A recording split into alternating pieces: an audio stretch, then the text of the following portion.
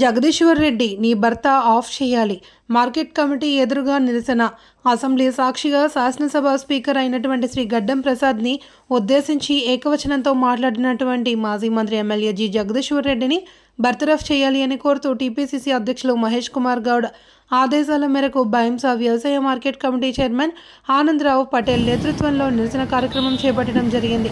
ఈ సందర్భంగా వారు మాట్లాడుతూ అసెంబ్లీ అనేది రాష్ట్రానికి దేవాలయం లాంటిది అని, అసెంబ్లీ స్పీకర్ సుప్రీం అని వ్యాఖ్యానించారు.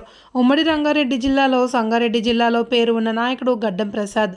ఆయన చేసినటువంటి సేవలు గుర్తించి కాంగ్రెస్ పార్టీ ఒక దళితుడని అసెంబ్లీ స్పీకర్గా ఎన్నుకోవడం చాలా సంతోషకరం. ఇక భావించకుండా ఆయనను ఏకవచనంతో దూషిస్తూ అవమానపరిచినటువంటి వారిని శిక్షించాలి అని, శాసనసభ సభ్యత్వాన్ని రద్దు చేయాలి అని చెప్పేసి మరియు ఆయనని బర్త్డే చేయాలి అని చెప్పి కోరుతూ డిమాండ్ చేయడం జరిగింది. కార్యక్రమంలో మాజీ ఎన్ఎస్సిఐ జిల్లా వర్కింగ్ ప్రెసిడెంట్ ఆమ్జాద్ షేక్, డైరెక్టర్లు సాయినాథ్ పటేల్, నడిమిశెట్టి భూమన్న, నాయకులు భగవాన్ పటేల్, దిగంబర్ రాజేశ్వర్ మరియు కాంగ్రెస్ శ్రేణులు పాల్గొన్నారు. రాష్ట్రానికి అసెంబ్లీ అనేది దేవాలయంతో సమానం.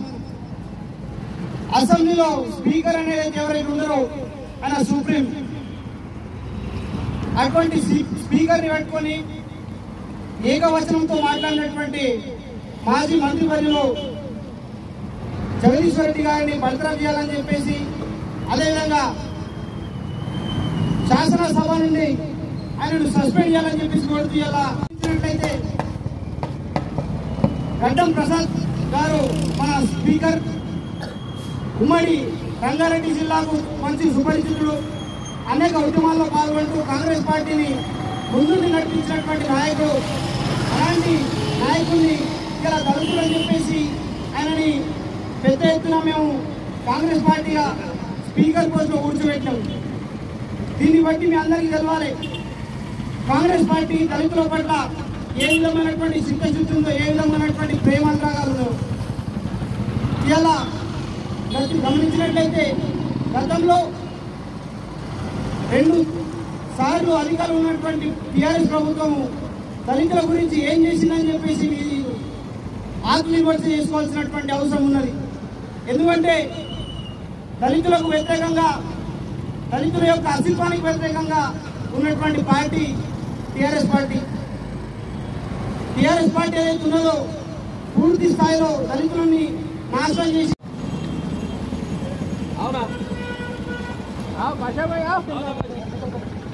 मुख्यमंत्री जो है जगदीश रेड्डी गाली दिया उसके बारे में कोई बात करना है। रेवंत रेड्डी जिंदाबाद, कांग्रेस पार्टी जिंदाबाद, रेवंत रेड्डी जिंदाबाद, रेवंत रेड्डी जिंदाबाद, सोनिया गांधी जिंदाबाद, राहुल गांधी जिंदाबाद, राहुल गांधी जिंदाबाद, रेवंत रेड्डी जिंदाबाद, TRS down down, TRS down down, जगदीश्वर रेड्डी डाउन डाउन, जगदीश्वर रेड्डी डाउन डाउन, जगदीश्वर रेड्डी डाउन डाउन, टीआरएस जगदीश्वर रेड्डी